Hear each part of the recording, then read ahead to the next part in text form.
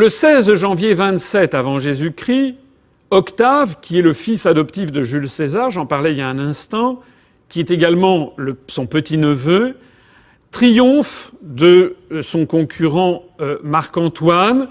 Il prend le pouvoir suprême à Rome et il décide d'abolir, pas tout à fait d'ailleurs, c'est un peu plus compliqué que ça, il maintient en fait les formes de la République, mais il décide de changer sa propre titulature. Il décide de devenir César Augustus. Augustus, c'est ce adjectif qui a donné le nom de Auguste en français, qui veut dire le divin. Et puis, il va également se prévaloir d'un titre qui est le titre de Imperator, qui est le généralissime. Il est assez amusant de voir que Imperator, c'est en latin ce que Vercingetorix est en gaulois, si l'on peut dire. Il s'agit d'un titre militaire. Octave, devenu Auguste, va fonder donc l'Empire romain.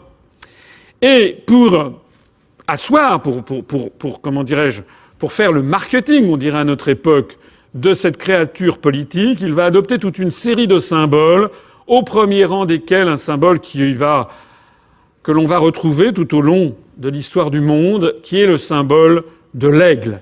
L'aigle impérial, l'aigle romain. C'est le symbole de l'Empire romain. Ça va devenir, comme on le verra, le symbole de tout empire universel. De tous ces fantasmes qui vont saisir les uns après les autres toute une série de pays d'Europe, y compris la France, on le verra avec Napoléon, et qui vont ensuite, comme on le verra aussi, traverser l'Atlantique. Cette espèce de volonté d'une nation à un moment ou à un autre de vouloir devenir la maîtresse du monde entier et de fonder un empire universel. Alors, ça c'est la carte de l'Empire romain au moment de sa plus grande extension, c'est-à-dire en 117 après Jésus-Christ, sous l'empereur Trajan. Trajan qui a, comme vous le savez, conquis la Dacie.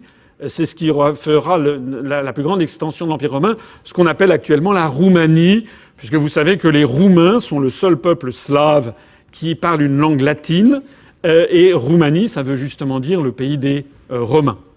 Voilà donc quel est l'Empire romain au moment de sa plus grande extension.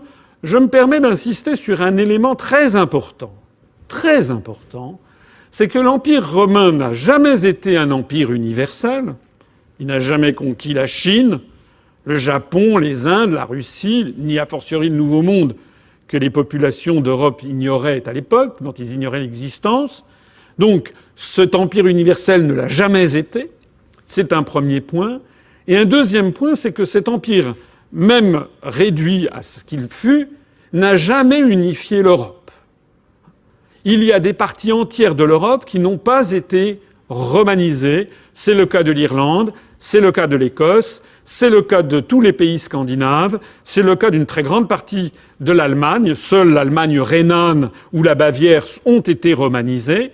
Et on verra d'ailleurs que ce sont ces parties romanisées qui seront restées catholiques alors que les autres vont devenir protestantes. Et puis, comme vous le voyez sur cette carte, comme vous le devinez, la République tchèque, la Slovaquie, la Pologne, la Hongrie, tout ceci n'a pas été romanisé. En revanche, cet empire était centré sur la Méditerranée.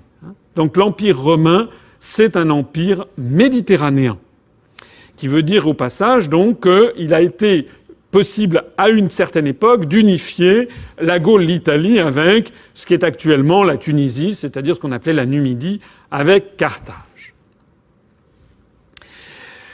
Donc, de cette carte, nous pouvons tirer deux grandes règles de l'histoire qui ne seront jamais démenties. Premièrement, il est impossible d'unifier le continent européen, et nous allons voir que cette règle n'a jamais été démentie. Jamais l'Europe n'a été unifiée. Elle ne l'est d'ailleurs pas à l'époque, au moment où nous parlons, puisqu'il y a encore certains pays qui ne sont pas dans l'Union européenne et que par ailleurs l'Union européenne est en train d'aller vers sa désintégration. Telles sont en tout cas les analyses que je fais. Et donc la deuxième règle, c'est que l'idée même d'un empire universel est un rêve impossible. Ce rêve d'ailleurs va se fracasser, quelques centaines d'années après. En 476 après Jésus-Christ, l'Empire romain disparaît en Occident, toute la partie de couleur mauve sur cette carte, mais il va subsister pendant presque 1000 ans en Orient, c'est la partie orange. Vous savez que sous le choc des invasions barbares, l'empereur Constantin, qui vivait donc au début du IVe siècle, décide de transférer le siège de l'Empire qui se trouvait à Rome, qui était trop menacé par l'arrivée des Ostrogoths, des Visigoths notamment, de le transférer dans un petit port de pêche qui s'appelait Byzas ou Byzance, et dont il va faire la ville de Constantin. Constantinopolis, qui va donc donner la ville de Constantinople. Mais la partie donc occidentale de cet empire va s'effondrer au début du Ve siècle, tomber dans les mains des tribus barbares qui envahissent l'empire, et donc la partie orientale seule va subsister sous le nom de l'empire dit byzantin.